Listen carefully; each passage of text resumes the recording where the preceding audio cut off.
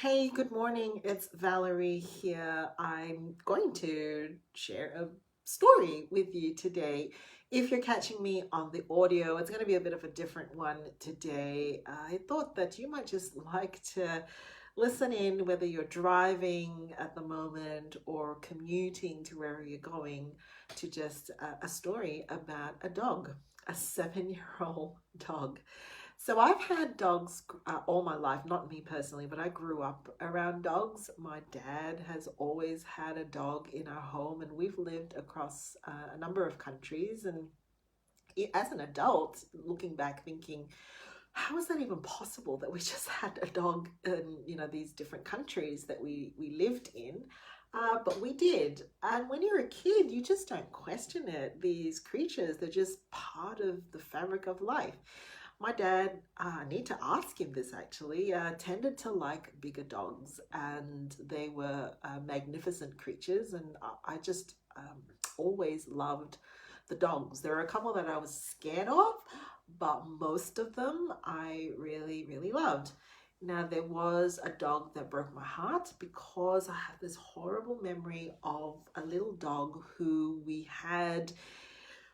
He's white, he's fluffy. In fact, I think he's called Fluffy, and I'm a kid, I don't know, maybe about 6 or 7 years old, and the dog died. We actually think that someone poisoned the dog. And so, when we saw the dog, or at least the last time I saw the dog, when you're 6 or 7 years old, and he is not alive anymore, that was not a great memory. And so, number one, point, if there's any to my story, if you want to make any meaning of it, is yeah, that really sticks when you're a kid and something happens and there's this dog that's no longer alive, and that's the first kind of brush with death and reality that you get as a kid, is that things die.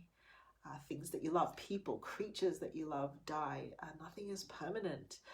So we've always had dogs in our family. My husband, on the other hand, didn't grow up with dogs. And so, point number two, if you're listening in and trying to make any sense of what can I actually take from this episode, do not assume that the people around you, your significant others or your friends, actually look at the same thing in the same way. So when we had the conversation about having a dog, a family dog for our own home, we both thought we were seeing the same picture, but we were not. In my mind, a dog is part of the home, part of the family. And for my husband, who didn't grow up with dogs, quite a different picture. And so lots of family conversations, because of course we have children, and our kids actually bought our dog. Did they buy the whole dog? Anyway, that's part of the story, which I will get to. And so we wanted, as you do, to help the kids to grow up to, well, for a few reasons. One is to learn what it is to love a creature, what it is to be responsible for another being, and to learn a little bit about responsibility. And if you have dogs and you have kids, you know that that is no easy feat. The subplot to that is when my husband and I first got married, we were living in another country. And I don't know why, I'll have to ask him, but we landed up with, I think, 6 or 8 hamsters. Those little creatures. They're not quite mice, I think they're rodents, before we had kids. I don't know why we had that many, but we did, and they were loved, and we learned a lot about each other, being pet parents. And I guess the subplot for the kids having a pet was that they learned as children, because you don't have much responsibility over other people, to actually put someone else's needs above your own.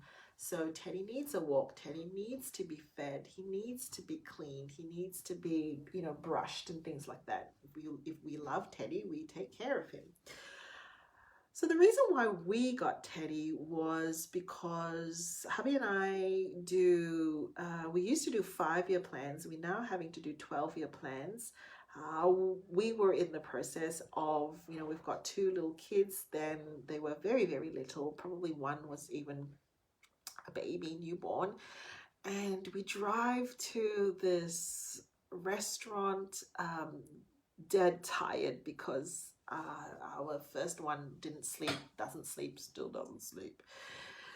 And like we're sitting there, right, let's talk about, the plan. And we're like, right, let's do a 12-year plan this time, to really just chart, where will the kids be in 12 years? Where will we be in 12 years? How old will we be? And it's really a way for us to look at our values as individuals, our faith values, and to pray and think about, what it looks like for the whole family.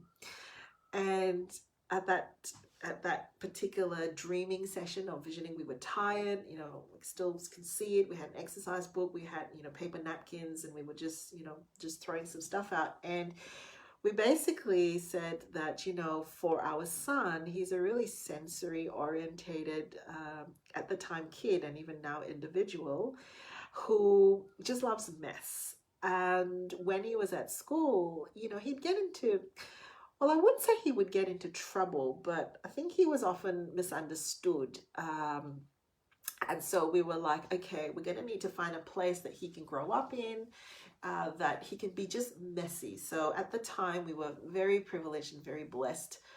Actually, no, we didn't even know we were going to be able to build a house. We just thought, okay, we probably have to rent something and find somewhere outdoor where he can be messy.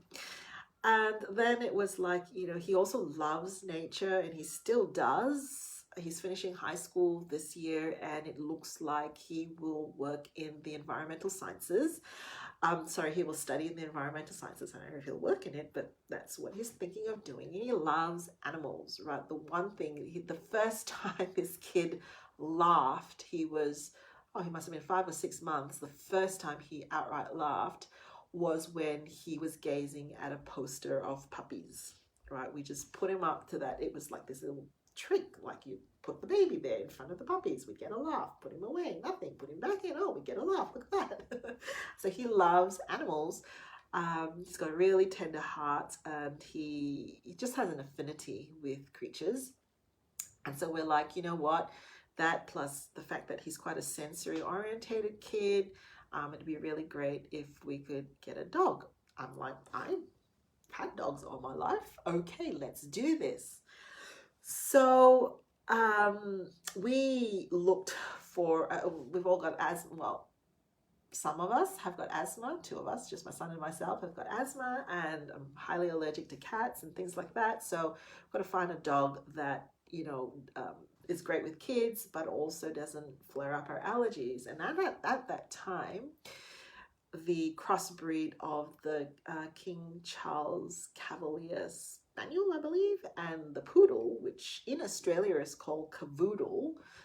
Elsewhere, I believe in the States, you call them Cavapoos. Here it's a Cavoodle, was a pretty good option, except that if you were to buy them from a reputable breeder at that time, they cost like $2,000 or $3,000. Now I'm told they're even maybe $5,000-$6,000. It's incredibly expensive to get these dogs. We were still, I think we might have been students at that time, newly arrived in Australia. We were just starting up and arriving back into Australia. We've moved back and forth.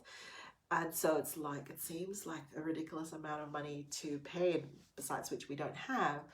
So I literally, genuinely went on Gumtree, I think, for a period of time. First, really just looking for dogs that were looking to be rehomed, or owners that wanted to rehome their dogs. And there was one, it was still quite hard to find. They still were being sold for a lot of money. And there was Teddy, looking cute as a button on a big pillow, and the owners with much regret, etc., etc., etc., and for a price that was unbelievable. That's why our children could actually purchase Teddy with their pocket money, which they had been saving. So people had been giving them gifts and things like that, money gifts, and they'd just been hanging on to it to buy their puppy. And there he was, and the kids could afford it. And so we're up till, genuinely, I keep saying literally, but genuinely, the owners were so heartbroken to let go of Teddy that, it was back and forth messaging till about, I think, 2 or 3 a.m. because they really wanted to find out if we were genuine, etc. We go and we visit Teddy, and Teddy is, at that point in time, a 9-month-old cavoodle, and he had a lot of energy. But as these things happen, big mistake, I brought the kids with me to check out Teddy. There was no way they were going to leave Teddy behind. And so we bring Teddy, the 9-month-old cavoodle, with us. Now, Teddy has a lot of separation anxiety. He has a lot of anxiety. And living with the Lings probably hasn't helped, because in the span of Teddy being with us, we've moved houses a number of times. We've moved suburbs a number of times as well. Teddy is an incredible empath. One of the things that is incredible about Teddy is, I remember once my daughter, she was pretty young and she was into rollerblading. I don't think, yeah, rollerblading or skating at the time, and she fell on concrete, and she just got up. She didn't want to make too big a deal of it, but I thought that level of fall on concrete would hurt, and she was putting up a bit of a front. She was a little kid.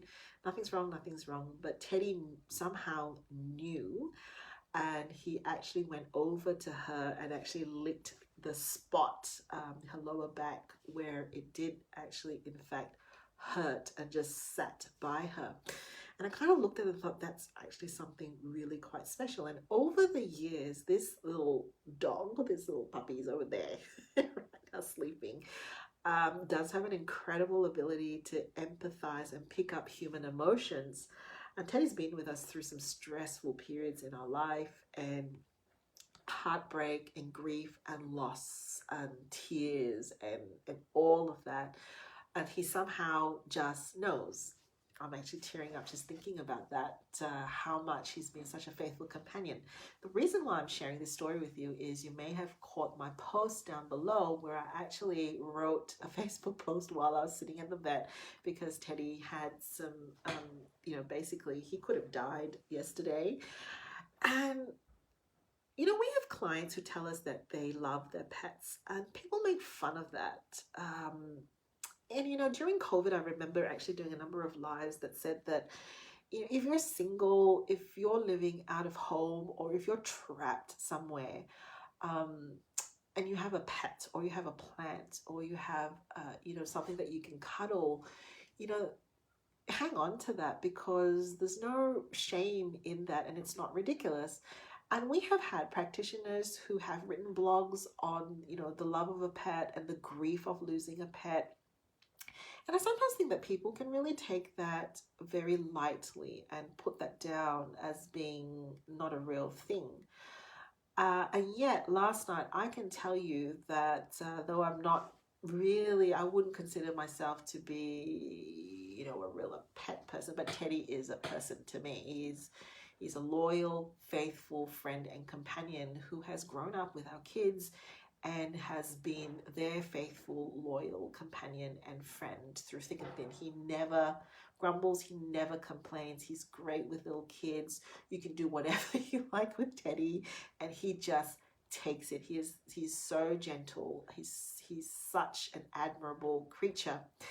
And I can tell you that last night I discovered that it is possible to have a profound love for a creature that you just don't realize you have, because the minute I heard what he had eaten, how much he had eaten, I didn't even think about whether I was fully dressed. I just grabbed my keys, grabbed my license, grabbed my phone, and I was out the door. I didn't even think to grab a human being with me because, it could have gone either way, right? With him last night, I didn't even think about whether I'd need someone with me in case it did go a different direction. I was just in my car. So another point number 3, very interesting to see how you react in a crisis. I realized that probably my own help-seeking behavior needs a little bit of looking into, because I don't know that I should have done that drive by myself. I even didn't take my glasses with me. I just shot through the door with Teddy at the back straight to the vet. So, love for pets, love for creatures, it's totally a thing.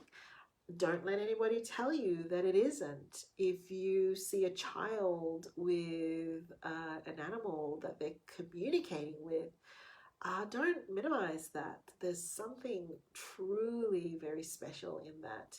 Uh, don't minimize it when you see it with other people. Help people to feel like the creatures, the pets, the animals that they live with are really their family.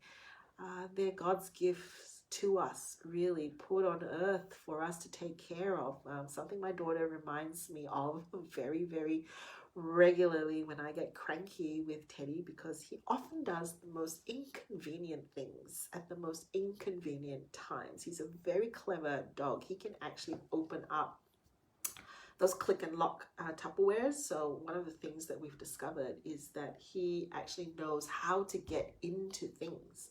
The pantry, he can open up these lids, he can rip through packages. He just knows how to do these things. And when I get cranky, my daughter very often reminds me of the that he has been created, and we are to take care of him. So I just wanted to share that story with you, and also just to, for those of you who did send me lots of messages, I very often only post photos of Teddy other than myself. It seems like a little bit grandiose, but that's because my kids still do not appreciate me taking photos of them and posting it all over social media. So Teddy is I guess my social media buddy as well.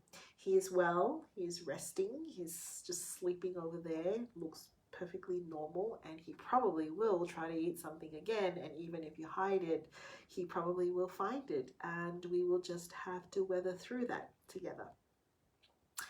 Enjoy your day today, friends, and I'll catch you real soon.